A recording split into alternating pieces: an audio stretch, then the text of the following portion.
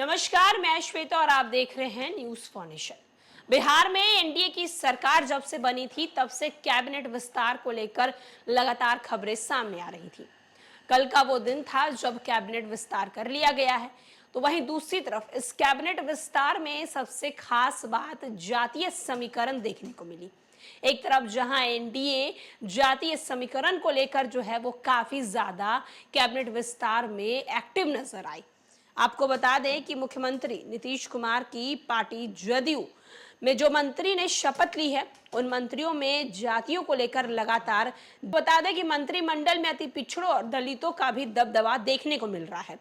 बिहार में नीतीश कैबिनेट विस्तार में सामाजिक न्याय का प्रभाव दिखा है। नीतीश कैबिनेट में कई नए चेहरे को शामिल किया गया है। वहीं कुल मिलाकर जातीय समीकरण के प्रभाव को भी मंत्रिमंडल पर देखा जा रहा है।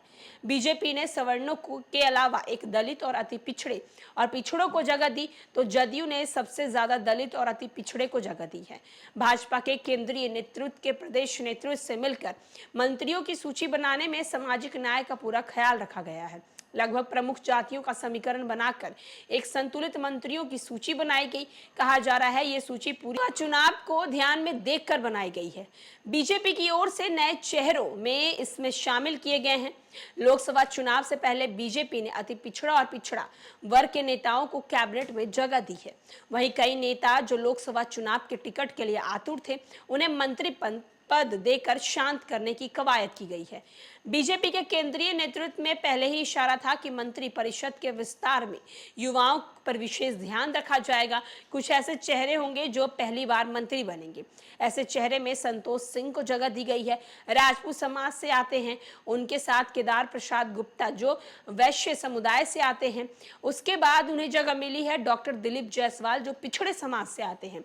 हरी सहनी को जगह दी गई है। ये महिला समाज से आते हैं। हरी सहनी को मुकेश सहनी की सियासी कार्ड के रूप में देखा जा रहा है। एक तरफ उसके अलावा बीजेपी के कई नए चेहरे में कृष्ण नंदन पासवान को जगह मिली जो दलित समाज से आते हैं। साथ ही सुरेंद्र मेहता को मंत्रिमंडल में जगह दी गई है। पुराने चेहरे रेणु देवी, मंगल पांडे, नितिन नवीन, नितिन मिश्रा, नीरज बबलू शामिल किए गए हैं। ये सारे चेहरे मंत्री पद संभाल चुके हैं। इससे पहले नीतीश मिश्रा जदयू कोटे के मंत्री थे। रेणु देवी तो इससे पहले डिप्टी सीएम बनी थी। पुराने चेहरों में जो रिपीट नहीं हो सके उनमें प्रमुख नाम है तारकिशोर प्रसाद, रामसूरत राय, जीवेश मिश्रा प्रमुख रूप से शामिल है। बीजेपी सूत्रों की माने तो सभी नामों पर काफी सोच समझकर मुहर लगी है। इस लिस्ट में लोकसभा चुनाव को ध्यान में रखते हुए ये तैयार किया गया है। भाजपा के सभी मंत्रियों पर गौर करें तो कुशवाहा से उप मुख्यमंत्री सम्राट चौधरी को जगह मिली है और अति पिछड़े कुल से 3 नाम है जिसमें प्रेम कुमार, रेणु देवी, हरी सहनी, धानुक से 1 सुरेंद्र मेहता, ब्राह्मण से 2 यानी मंगल पांडे, नीतीश मिश्रा, वैश्य से 2 यानी दिलीप जायसवाल, केदार गुप्ता को जगह मिली है। राजपूतों का भी ख्याल रखा गया है। राजपूत में से 2 लोगों को मंत्री परिषद की जगह मिली है जिसमें से नीरज बबलू और संतोष सिंह शामिल है। दलित से 2 लोगों को जगह मिली है। कायस्थ से नितिन नवीन, भूमिहार समाज से उप मुख्यमंत्री विजय सिन्हा को जगह मिली है। तो आप देख सकते हैं कि मंत्रिमंडल विस्तार जो कि कल हो चुका है इसमें जातीय समीकरण को काफी ज्यादा देखा जा रहा है। एक तरफ लगातार ये बातें भी हो रही हैं कि बीजेपी 2024 लोकसभा चुनाव को देखकर ये लिस्ट तैयार की है और उस लिस्ट के अनुसार ही सबसे ज्यादा जातियों को अपने पक्ष में करने के लिए कहीं ना कहीं मंत्रिमंडल विस्तार में ये नजर आ रही है। और अपने पक्ष में करने के लिए एनडीए जो है मंत्रिमंडल विस्तार में अपनी लिस्ट को बेहद ही सोच समझ कर बनाई है।